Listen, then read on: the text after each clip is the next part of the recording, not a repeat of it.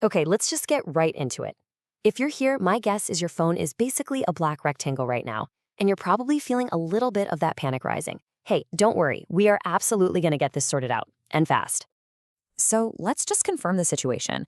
You're looking at your phone, and the screen is, well, it's just off. It's totally black. No home screen, no apps, no clock, just nothing. But here's the weird part, right? You can still hear it. Maybe a little ding from a notification, or you feel it buzz in your hand. You know what? That is fantastic news. Seriously, it means your phone isn't broken. It's just confused, and we can fix confused. So take a deep breath. We're going to fix it right now. So the very first thing we need to do is our first aid maneuver. It's called a force restart. Think of this as the lifeline you throw to your phone when its software has completely frozen up. So what is actually going on here? Well, the part of your phone's software that controls what you see on the screen, the system UI, has crashed. It's totally out to lunch. But the rest of the phone, it's still running in the background. We just need to use the physical buttons to give it a little nudge and tell it to reboot, completely bypassing that broken screen software. Okay, grab your phone, let's do this together. First, press and hold that power button, and just keep holding it down. Now, while you're still holding the power button, go ahead and press and hold the volume down button. You gotta hold both of them down at the same time. Just keep holding for about 10, maybe 15 seconds. You are waiting to feel a little buzz. That vibration is the sign that it worked, and your phone is coming back to life. Okay, if your phone just rebooted and you see a logo, that is awesome. But wait, we are not done. A force restart is often just a band-aid. Now we need to figure out what caused this in the first place so it doesn't happen to you again tomorrow. You know, it's kind of fascinating to see how this particular problem has changed over the years. Way back in 2020, a single bad wallpaper could crash a phone. Wild, right? Then in 2023, it was all about having too many widgets on your home screen. But now, in 2026, the number one reason this happens is something totally different, a failure in one of the phone's core AI systems. And here is our main suspect, a little thing called Android System Intelligence. It's a system app that you probably never see, but it's always working, powering all those clever, predictive features on your phone. The problem is, sometimes its short-term memory, what we call the cache, gets all jumbled up and corrupted. And when it goes down, it takes your entire screen down with it. And hey, don't just take my word for it. This is coming straight from senior developers who work on this stuff.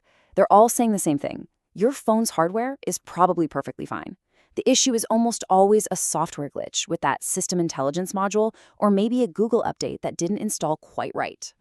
So here it is, the most important step for a permanent fix. We've got to clean out that corrupted cache. So once your phone is on, go into your settings, then tap on apps. You might have to find an option that says Show System Apps to see it.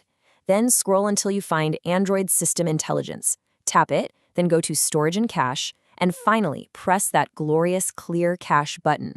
For most people, this one little step will solve the problem for good. Now, what if you did that and the problem came back?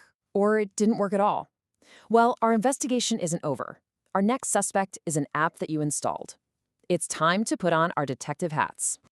And the best tool for this detective work is something called Safe Mode. What it does is restart your phone with only the absolute essential factory-installed apps running. None of the stuff you've downloaded. To get into it, hold your power button to get the power menu on your screen, then press and hold your finger down on the power off option. A new pop-up will appear asking about Safe Mode. Tap it. If your phone works perfectly in Safe Mode, then you've found your culprit. It's a third-party app. Your best bet is to start uninstalling the most recent apps you added one by one.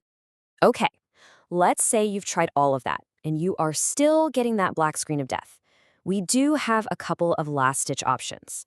These are the heavy hitters, though, so we need to be really careful here. These two final solutions sound similar, and people get them confused all the time, but trust me, they are worlds apart, especially when it comes to keeping your photos and your data safe.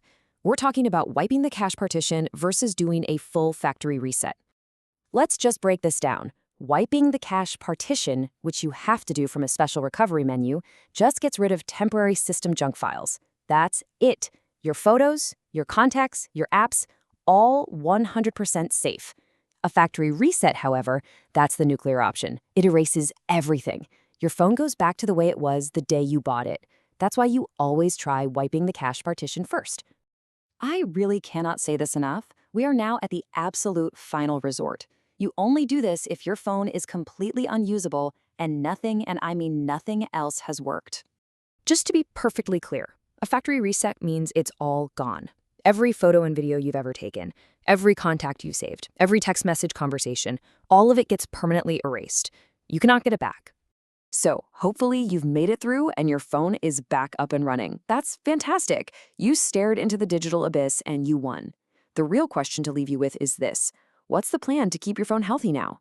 Just getting into the habit of clearing that system intelligence cache every once in a while, well, that's a pretty great start to making sure you never have to deal with this headache again.